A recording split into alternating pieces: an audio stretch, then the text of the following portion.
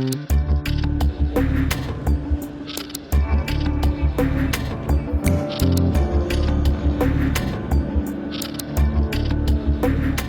e sotëm, ish-presidenti Hashim Thaçi ka mbërritur në ÇKUK.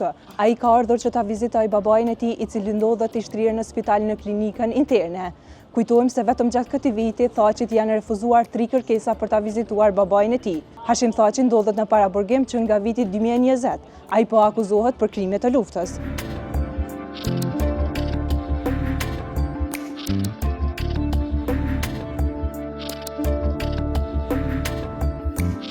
Para se të nisej për në Hag, ish-presidenti Hashim Thaçi ka përqafuar mjekun e ÇKUK-s.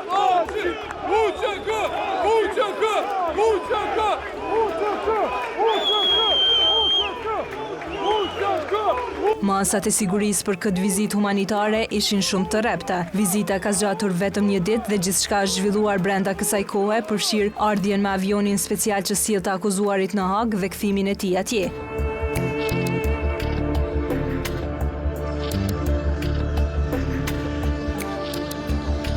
Vizita nuk ishte private, pasi Thaçi u kontrollua në çdo detaj nga regjistri i gjykatës speciale dhe nga zyrtarët e qendrës së paraburgimit, të cilët kanë qëndruar gjatë gjithë kohës dhe kanë pasur një përkthyes për të dokumentuar gjithçka që është thënë.